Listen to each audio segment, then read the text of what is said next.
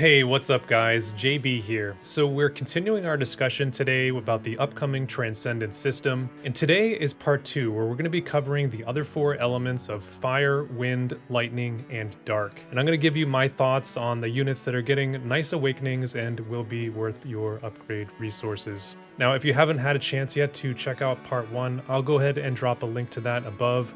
Go ahead and check that one out if you're interested in one of the other 4 elements. Now today is going to go just a bit quicker than last time, as I'm not going to go through the whole preamble of my general thoughts on the system and how I've organized this discussion. As just a quick recap though, I am looking ahead at the next 4 months of units from the Japanese side, and the focus is really going to be on those older existing units that we have today and how their upgrades are in the comparison to one another. Now although I do mention some newer units in the discussion, it's more just as a reference from a team building perspective, as I think in most cases those newer units that are released are going to be the ones that you're focused on building new teams around here going forward. So with that all said, let's get on with it. Let's get started. And today we're going to be kicking things off with fire. So let's quickly talk about the new units, because there are actually several of them coming down the pipe for fire. The most recent release there is going to be none other than Kefka. He is a high-powered 100 cost glove-based mage. He does suffer a bit in the accuracy department, but he does have a lot of similarities actually to a mage like Sadali, offering a little bit of support and large AoE damage. Now, not to be outdone in the magic department, he is going to be joined by Roy Mustang, who actually comes in a bit sooner. He's going to be coming in there towards the end of the Full Metal Alchemist campaign. And I have heard that some people out there say that they think this guy is bad, that he's not very good. Personally, I don't agree with that. I think that he's a fine 90 cost unit. He is highly accurate, he does a lot of damage, he has pretty good range on there too. If you do have a tank out in front of him to kind of distract the enemy away from him, I think that his survivability is fine too. He's got a barrier, he's got some nice AoE resistance. I don't think that he's a meta-defining unit, but as 90 cost units go, they rarely are. Now, last but not least here, we're going to have Yuffie. I've talked about her a lot over, a lot of my videos. A really good evade unit, probably one of the best to ever come into the game. Her vision card is completely free from the raid that comes along with her collaboration, so it's kind of hard to go wrong here with her. So fire, they definitely have a few different build directions that you can go with these units. We've got a bit of magical, we've got evade, so that definitely builds on to some of the existing units and playstyles that are already within the element. Now, in terms of legacy units, looking at sort of the complementary pieces here, first and foremost, that's going to be King Mont. I think he's about the best investment that you can make, if you're interested in playing fire here in the 140 era. He is getting awakened in one of the earliest batches, and I do think that he gets a very nice upgrade that does actually make up a bit for what I felt was sort of a lackluster mastery too. For starters, he's getting 15 pierce and missile resistance. Those are a couple of resistances that he's pretty decent at already, so just makes him a bit more tanky there. The main thing here though is similar to what we looked at in Miranda in the first part of this series. He is getting an auto heal back ability that will trigger when he hits 50% health or lower, and that is going to be tied into one of his main passive abilities, so it's always going to be on him, so long as you have that passive equipped. Now, does this upgrade make King Mont the best tank in the game? No, not at all. But, it does go a long way into sort of making him a lot more usable and viable in the game, giving him access to a modern survivability mechanic. I think that's exactly what he needed to kind of stay relevant. And I do think that he's going to be the core of many a fire team here, as time goes on. Now, next up, I have Satya, and just like the other Warriors of the Crystal that we looked at, she should be getting her Mastery 2 enhancement at the same time this Transcendence upgrade comes in. So that is overall going to be a big power spike for her. And her Transcendence upgrade here is going to give her some more initial AP, which I do like. She's always been a very AP hungry unit, most of the time relying on bells to kind of keep her, attacks going off in battle. Now, she does get some AP help in her Mastery 2 ability as well, so I think the combination of these two upgrades, could potentially help move you away from having to rely on Ziza's bells so often with her. Now, she is also getting 20 defense pen, which is going to put her at 40 base, which is kind of the modern standard there. So I do think that that's pretty good for her as well. If you don't have her active buff online, her innate defense pen isn't really all that amazing today, and definitely can stifle her damage a bit, in battle if she's going up against highly defensive tanks. Now, lastly, her thermal exposure skill, which is her large diamond AoE attack. That is getting an upgrade here, which is going to add a crit debuff component as well as lowering the target's crit evasion. Now, Satya, she's already one of Fire's best attackers today. I think that these upgrades will certainly cement her place there among some of the best. So I think that she will definitely be well worth your resources if you are looking for a long-range Fire attacker. Now, lastly, I have Terra here, and really I put her here more so because of the combination and totality of the upgrades that she's getting, including that Mastery 2. The Transcendence upgrade there, though, does give her some nice quality of life. She's getting some acquired AP, which, it's actually not bad for her. She is one of the mages that starts out with just 50% of her AP, so she can definitely use that. She does pick up a significant amount of reaction block here, but the main portion of the upgrade, in my view, is this upgrade to her Magitech Barrier, which is her Job 25 skill. And that is going from a 50% physical barrier over to a 50% all damage barrier. Now, Terra does have some pretty nice magic resistance and spirit, right out of the box, so the addition of this magic barrier component, I think, definitely will make her much more of a well-rounded bruiser in the game, and a unit that you're able to kind of take into a variety of different situations, scenarios, and teams. Now, of course, with Kefka and Roy coming in, she could make a pretty good partner with either of them there as well. Now, for a low-cost pick here for the Fire elements, out of all of them that I looked at, I did really like Naya's. When it comes to cost-restricted play, I think that she's already very much usable today, and I've seen, a lot of different teams utilizing her skills. I think that she does surprise a lot of people out there for how effective that she's able to support her team, for such a low cost. She does have that very compelling and unique reflectability that she can put on one of her allies, and really has the potential there to cause havoc, for your opponents. And not only that, but she does have 2 uses of full life, which is also pretty unique in the game. Now, Naya is getting some nice targeted upgrades here for a couple of her main problem areas, starting with 10% agility.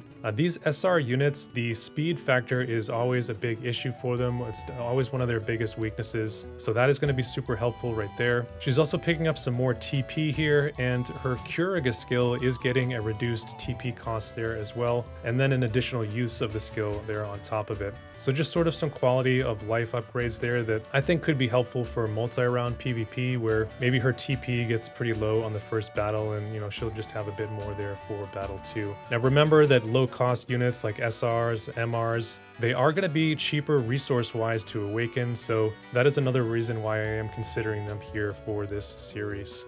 Alright guys, Wind is going to be coming in here next, and for units on the way, we do have 2 that we're going to be looking forward to. Risol, who is going to be coming in shortly after the Final Fantasy VII Intergrade collab. She's going to be right up there among the most accurate units in the game. She will be a great evade hunter. She's fairly tanky against both physical and magical damage, and she does have some sustain through barrier and lifesteal on top of that, so a pretty well-rounded unit. Aside from that, we are going to have Edward Elric, who will be coming in from the Full Metal Alchemist collaboration shortly after that.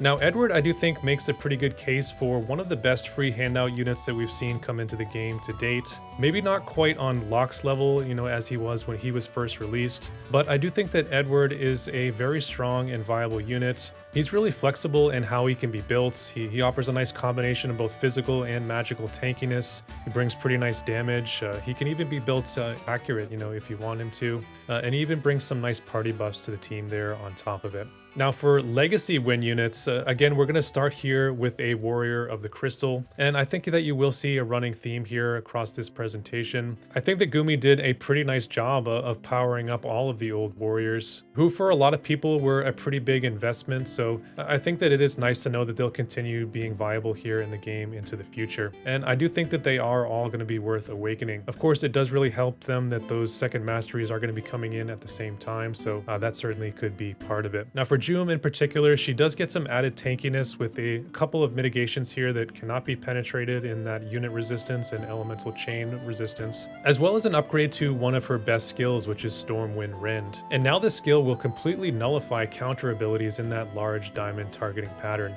in addition to what it does today with its decent damage and agility break. So I think that she still remains a pretty solid tank, thanks in part to her supporting cast, but I think these upgrades along with the mastery too, they definitely help her stand on her own a bit more than she can today. Now adding to that, I do have another free strike unit here for wind, and that is going to be Tifa Lockhart, the teen crush of many a 40-year-old as well as Italian bureaucrats everywhere. Now that said, I do think that Tifa and Edward will be a very solid combination to build for a lot of players, because not only are they decent units, but the units themselves are free initial pickups, so the investment to actually build them, is much less in comparison to some other units out there. Now Tifa does get some nice targeted upgrades here to kind of help her be a bit more competitive in the meta. Nothing crazy, but just sort of helps her out with both her bruiser and evade playstyles that she has, not only with the stat buffs here, but also with her Job 25 ability, Whirling Uppercut, which will now add a debuff component to drop the opponent's attack as well as their accuracy. So while her evade may not be top tier, her now having multiple ways of dropping the opponent's accuracy, I think definitely helps her out significantly in that department. Now Tifa does pair pretty well with Risol as well, since Risol on her limit burst brings a large diamond AoE blind, which would be very effective in helping them both dodge quite a few attacks. Now for a low-cost option, I have long sung the praises now for Dario for limited guild battle use. He's another one of my favorites in that arena. Some recent updates, have even made him even better. And over time, I think he's just turned into a nice, efficient, low-cost tank option. So he is going to be getting some added bulk here with 15% HP, getting a hefty 20 spirit to add on to what he has today, gets him up to 34 out of the box. His Job 25 ability, Draining Seal, it's also going to be getting a nice enhancement. It's going to nearly double the drain component of that skill, bringing it from an 86% potency up to a 165. And not only that, but it will also buff his spirit and hate at the same time. So that does have the side benefit of giving you some flexibility in how you're able to build Dario. He's not going to be, reliant on that taunting spell there from his main job sub anymore. And that could free you up to potentially use his Paladin sub-job for access to Saintly Wall or Sentinel, and kind of give him some tools to use against physical-based opponents there as well. Alright, so we're moving on up over to Lightning, and we know of two new releases here that are going to be coming in for the element. Alphonse Elric is going to be coming in with the Full Metal Alchemist collab. He's going to be that premier frontline physical tank, in the vein of Snow with, decent damage, some self-healing and sustain. And he'll pair pretty nicely with his brother Elward in a fist-based team there as well. Now, if that weren't enough, coming in from the newest Warriors of the Crystal story, we do have Vega, who is one of the Apostles of the Void, and he's going to be coming in about a month or so there after Alphonse. Vega is going to be a very strong slash-based damage dealer. He's extremely bulky and tanky, and he can be very mobile there as well. He does have a couple of different 100% abilities, so even if you build him very tanky, he's not going to very easily be exposed against evade units. Now both of these units, they are going to excel especially against physical damage, so they are going to be quite the handful. But I think it's also pretty nice that Alphonse here, he doesn't completely invalidate what Charlotte brings to the table. Her true forte has always been more on that magical mitigation side, so nice that she can still potentially there have a use in the game.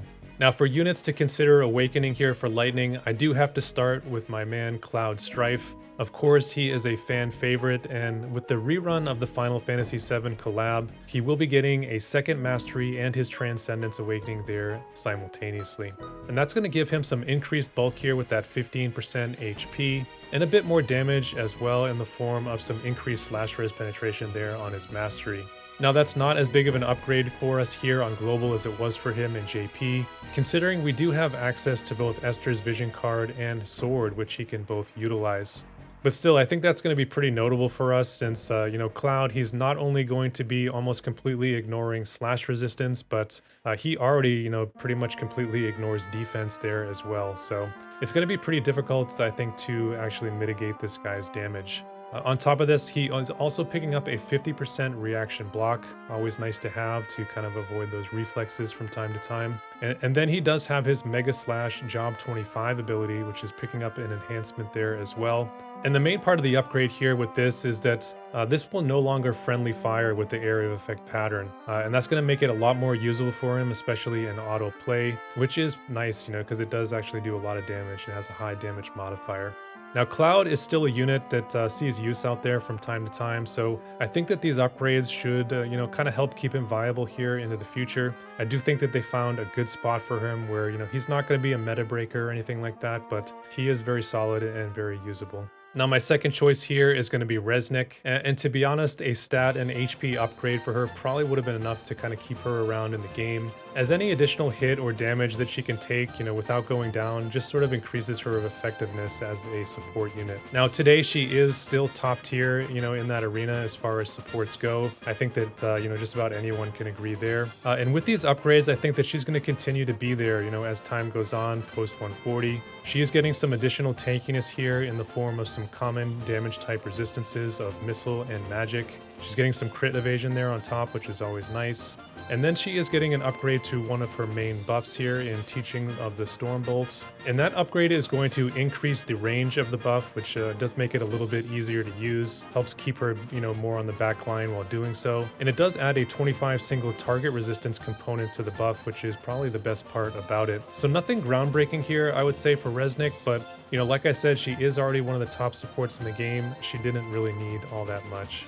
Now, I did flirt with having Ranon on the list here as well.